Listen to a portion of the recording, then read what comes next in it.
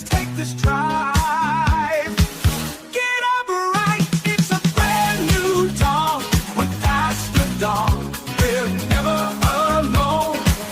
On this morning drive, faith is shown. Las Vegas rise, let your light be known. From the strip to the suburbs, we'll inspire with stories of hope that lift us higher. Motivational moments to fuel your fire. Get up right, let's aim even higher. Get up right, it's a brand new dawn. We're past the dawn, we're never. Pastor Don here. Welcome to Get Up Right Morning Devotional Part 3. I'm still baffled. Here we go. So the lady screaming and telling me, inviting me to come behind the counter, which I wasn't going to do. I don't care what she would have said or done. She could have talked about anybody in my family. I wasn't coming behind that counter. I ain't stupid. She grabs the rack or the container that the French fries and onion rings and tacos is fried in. Y'all probably wonder, how do you know that? I used to work at Jack in the Box for a year and some change when I was young. So she got this basket in her hand, fry basket, there you go. And she's been, come on back here, come on back here.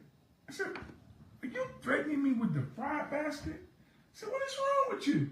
I said, ma'am, you don't know if I'm a concealed carry person. You don't know if I have a gun. You don't know if I have a knife. You don't know what you're messing with.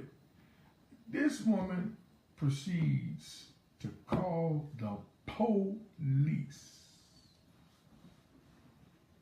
Tell the police that I threatened to shoot her because I was a concealed weapon carry person. I had a CCW permit. I said, ma'am, that's the last thing I told you. I said, you don't know who I am. You don't know if I have a weapon in it, and you picking up a weapon at me for what? So this same shirt, I pulled the shirt up, and it's a Pro Club t-shirt. That's it. Pair of sweatpants. I pulled the shirt up so she can see the sides of me and the back. I said, man, I don't have a weapon anywhere near me. Keep that in mind, it was not near me. She's telling the cops I'm gonna pull a gun. I told them I'm gonna pull my gun on her because I was a concealed weapon carry person. She told them that I refused to leave the store. She told them that I was gonna beat her up. Oh, she went on and on and on and on and on and on and on. I said, ma'am, all I want is my money. So I had to do what people don't really like to hear and see done. I raised my voice so that the 911 operator could hear. I said, ma'am, I will leave the store the moment you give me my money. I don't want to fight you. I don't want I don't want confrontation with you. I just want my money. Because who goes into a restaurant and give people some money and don't get no food? I came to get something to eat. I came to get something in return. My money versus my food. She then goes on to tell the cops a whole bunch. She's giving them my description, blah, blah, blah, blah, blah, blah. I don't know if he has a weapon. I said, ma'am, I don't have a weapon. I just showed you. I pulled my shirt up again. I don't have a weapon. Packed my pockets. Wasn't in my pockets but my keys. I said, ain't nobody. I said, what you trying to do? And I said this to her while she was on the phone with the police.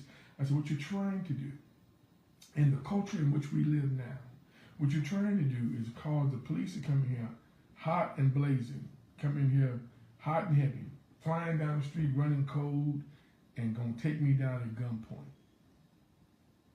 That's what you're looking to get to have. So what you're doing is trying to cultivate an atmosphere that's gonna get me hurt. Y'all, she had the biggest smile on her face when I told her that. Cause now she got her phone in her hand, claiming to be talking to the police or whatever.